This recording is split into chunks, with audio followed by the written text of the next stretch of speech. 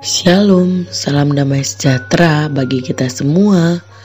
Saudara-saudari yang terkasih di dalam nama Tuhan Yesus Kristus, renungan perpulungan jabu-jabu kita untuk tanggal 31 sampai dengan tanggal 6 Februari 2021 diambil dari Kejadian 1 ayat 26 sampai dengan ayat yang ke-27, berkata demikian bagi kita semua. Berfirmanlah Allah, baiklah kita menjadikan manusia menurut gambar dan rupa kita, supaya mereka berkuasa atas ikan-ikan di laut dan burung-burung di udara, dan atas ternak, dan atas seluruh bumi, dan atas segala binatang yang melata yang merayap di bumi. Maka Allah menciptakan manusia itu menurut gambarnya. Menurut gambar Allah diciptakannya dia. Laki-laki dan perempuan diciptakannya mereka. Amin. Sedemikian jauh firman Tuhan yang jadi renungan kita pada hari ini. Saudara-saudari yang terkasih di dalam nama Tuhan Yesus Kristus, ada sebuah cerita lucu, yaitu tentang sebuah keluarga yang memiliki monyet yang pandai. Monyet ini mampu berkomunikasi dengan manusia dengan baik. Monyet ini bisa membalas pertanyaan yang diajukan melalui gerakan dan bahasa tubuhnya. Keluarga itu tidak ragu-ragu membangga-banggakan monyet kepunyaan mereka. Namun suatu hari ketika berkendara, mereka mengalami kecelakaan lalu lintas. Dan tidak disangka bahwa ayah, ibu, dan kedua anaknya tewas di tempat pada saat itu. Ketika polisi melakukan olah TKP, mereka menemukan monyet yang selamat. Dan ketika mengetahui kemampuan monyet itu, petugas itu menghampiri monyet itu dan meminta keterangan. Kata petugas, sebenarnya apa yang sedang dilakukan ayah ketika kecelakaan terjadi? Monyet itu bertingkah mabuk dengan berjalan sepoyongan. Petugas kemudian memastikan dengan bertanya, apakah sang ayah mabuk? Lalu hewan itu menganggukkan kepalanya. Petugas kemudian melontarkan lagi pertanyaan yang kedua. Bagaimana dengan si ibu? Apa yang dilakukan oleh si ibu? Monyet itu berteriak-teriak seperti orang kesetanan. Petugas itu memastikan, oh, si ibu sedang marah-marah. Lalu monyet pun menganggukkan kepalanya. Petugas itu kemudian bertanya lagi, apa yang dilakukan oleh kedua anak mereka? Apa yang mereka lakukan saat itu? Lalu monyet itu berlari ke sana kemari sambil melompat-lompat kegirangan. Jadi mereka sedang bermain di mobil, kata petugas memastikan. Lagi-lagi monyet itu menganggukkan kepalanya. Lalu petugas berpikir, kemudian bertanya kembali kepada monyet itu, lalu apa yang kamu lakukan? Sedang apa kamu pada waktu kecelakaan? Lalu monyet itu memperagakan gerakan mengemudi. Saat itu petugas terkejut dan berteriak, pantas saja kecelakaan. Kamu ternyata yang menyetir mobil. Saudara-saudari yang terkasih di dalam nama Tuhan Yesus Kristus, tentu saja teori evolusi ini tidak bisa dipertanggungjawabkan, baik secara teologis maupun biologis. Tidak ada bukti kesamaan struktural yang membangun keturunan. Saudara-saudari yang terkasih di dalam nama Tuhan Yesus Kristus, bahan renungan kita hari ini menyebutkan bahwa manusia diciptakan oleh Allah seturut dengan gambarnya. Manusia makhluk yang paling unik dan luar biasa. Kalau kita baca bahwa proses penciptaan manusia paling unik dan berbeda dari ciptaan yang lain. Ketika Allah mencipta makhluk yang lain dengan berfirman, maka manusia diciptakannya dengan bekerja, yaitu membentuk sendiri manusia dari debu dan tanah, lalu menghembuskan nafas hidup ke dalam hidungnya. Tetapi tidak hanya itu, yang lebih istimewa dikatakan bahwa manusia diciptakan serupa dan segambar dengan Allah. Apakah yang dimaksud dengan segambar dan serupa dengan Allah di sini? Saudara-saudara yang terkasih di dalam nama Tuhan Yesus Kristus, yang dimaksud dengan segambar dan serupa dengan Allah adalah sebuah kualitas hidup yang sama, yang bersifat tetap, yang dimiliki oleh manusia, yang tidak dimiliki oleh makhluk ciptaan lainnya. Kualitas itu sendiri menceritakan kualitas Allah.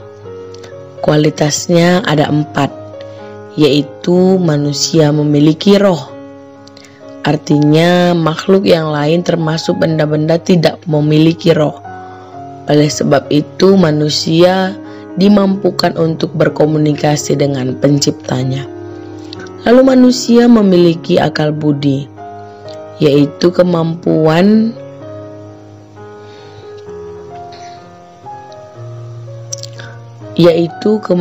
untuk mengklasifikasi, mensistematisasikan, berlogika, melakukan penyelidikan, menyimpulkan sesuatu, bertindak berdasarkan rencana, mengevaluasi segala sesuatu, memiliki kemampuan berpikir, dan manusia dianggap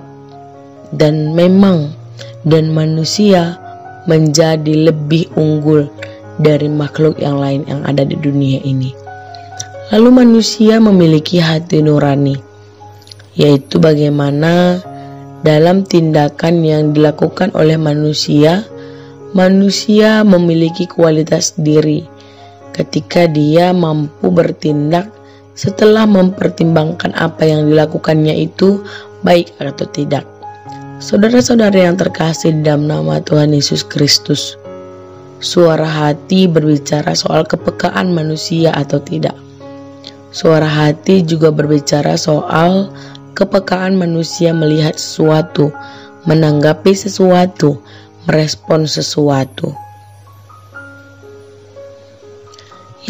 Yang berikutnya, manusia memiliki moralitas.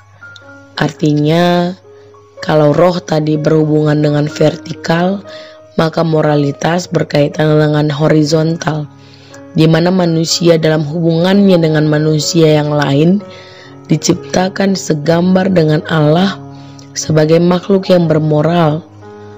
Manusia memiliki aturan dalam relasi dengan sesama, dan moralitas adalah sebuah sistem atau aturan perilaku manusia yang bersosial, yang ditunjukkan dalam etika yang baik, bertanggung jawab, berperilaku baik. Orang-orang yang tidak memiliki moral disebut dengan amoral. Kata yang dipakai untuk gambar ialah selem, yang bermakna mengukir atau memotong. Kata ini bisa dipakai untuk mendeskripsikan ukiran berbentuk binatang atau manusia. Nah, kata selem mengindikasikan bahwa manusia menggambarkan Allah. Artinya manusia merupakan representasi Allah. Rupa, kata aslinya adalah damuth, yang bermakna menyerupai. Jadi orang juga bisa berkata bahwa kata damuth di kejadian ini mengindikasikan bahwa gambar itu juga merupakan keserupaan, gambar yang menyerupai kita. Saudara-saudari yang terkasih di dalam nama Tuhan Yesus Kristus, kedua kata itu memberitahu kita bahwa manusia mempresentasikan Allah dan menyerupai Allah dalam hal-hal tertentu. Saudara-saudara yang terkasih di dalam nama Tuhan Yesus Kristus, manusia diciptakan dengan dua tahapan. Allah membentuk manusia dari debu dan tanah dan menghembuskan napas hidup agar menjadi makhluk hidup. Hasilnya adalah tunggal, yaitu manusia dalam rupa kesatuan. Tanah merupakan bahan, kata benda, dan napas adalah napas Allah yang memberi hidup. Jadi unsur kebendaan menghasilkan saluran darah, otak, otot, dan sebagainya. Dan unsur bukan kebendaan menghasilkan jiwa, roh, hati nurani, kemauan, kesadaran, dan sebagainya. Kesatuan dua hal ini bisa berfungsi bersama-sama. Manusia diciptakan dari materi dan non-materi, dari debu dan tanah, dan juga napas hidup dari Allah yang memiliki satu kesatuan. Adam, manusia pertama, diberikan kuasa untuk menamai dan mengkategorikan semua jenis binatang. Akan tetapi, tidak satu pun yang pantas berperan sebagai seorang penolong yang sepadan dengan dia. Memberikan nama adalah menempatkan dalam suatu rencana bagi segala sesuatu dan menunjukkan keunggulan Adam dari segala ciptaan yang lain. Memberi nama merupakan kelanjutan pekerjaan Allah yang dikerjakan oleh manusia.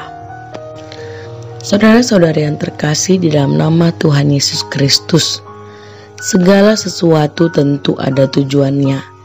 Demikian juga dengan penciptaan manusia.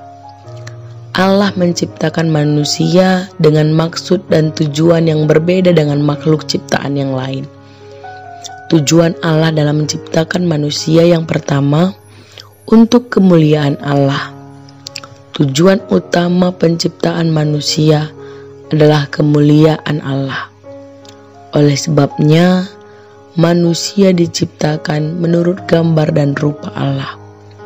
Maksudnya adalah bagaimana Allah menyatakan kemuliaannya melalui kehidupan manusia. Yang kedua adalah menggenapi rencana Allah. Dari awal penciptaan, Allah memberkati Adam dan Hawa, beranak cuculah dan bertambah banyaklah. Ayat 28 ini mengandung beberapa rencana Allah dalam kehidupan manusia. Beranak cuculah memiliki pengertian yaitu menghasilkan keturunan secara fisik yang menggenapi rencana Allah. Namun bisa juga berarti berhasil atau pertemuan yang baik, bermanfaat, subur dan penuh keberhasilan. Jadi rencana Allah dalam kehidupan manusia untuk mendapat berkat, berguna bagi sesama, menjadi berkat dan penuh dengan keberhasilan. Kata bertambah banyak dapat diterjemahkan dengan mengalihkan, melipat gandakan. Allah ingin manusia mengembangkan segala sesuatu yang telah Allah berikan dan Allah percayakan kepadanya. Sebagai contoh, talenta yang sudah Tuhan berikan harus dikembangkan untuk melayani Tuhan. Beranak cucu dan bertambah banyak adalah bagian dari rencana Tuhan untuk memenuhi dan memuliakan dirinya. Oleh sebab itu, saudara-saudari yang terkasih di dalam nama Tuhan Yesus Kristus, yang membedakan manusia dan Allah adalah manusia berkuasa atas segala makhluk ciptaan Allah. Manusia diberikan kuasa oleh Allah, dan Allah adalah pemilik kekuasaan tertinggi atas segala makhluk di bumi. Dia adalah Sang Pencipta yang merupakan, jadi pada hakikatnya manusia merupakan cerminan dari beberapa sifat Allah. Saudara-saudari yang terkasih di dalam nama Tuhan Yesus Kristus, kalau kita melihat pada saat ini gambaran Allah yang sudah kita tampilkan bagi dunia ini, ketika dunia ini melihat diri kita, sudahkah dunia ini serta-merta mengenal siapa Allah? Karena kita adalah segambar dan serupa dengan Allah. Ketika mereka berkomunikasi dengan kita, sudahkah mereka merasakan bagaimanakah Allah juga berbicara kepada mereka? Ketika kita bekerja, sudahkah kita bekerja sebagaimana Allah bekerja dengan kerja keras dan segala keunikannya? Ketika kita melayani, sudahkah kita seperti Allah yang selalu memberikan yang terbaik bagi setiap anak-anaknya yang percaya kepadanya? Oleh sebab itu, di dalam perpulungan jabu-jabu kita hari ini dengan tema gambar Allah di dalam dirimu, bagaimana kita bisa bersama-sama memperlihatkan, memperkenalkan kepada dunia bahwa kita diciptakan segambar dengan Allah. Melalui kita, dunia ini mengenal siapa itu Allah. Tuhan Yesus memberkati firman-Nya. Tuhan Yesus memberkati kita semua. Amin. Terima kasih sudah mengunjungi channel ini. Jangan lupa tekan tombol subscribe, like, dan komen. Juga jangan lupa tekan tombol loncengnya supaya selalu dapat notifikasi. Tuhan Yesus memberkati.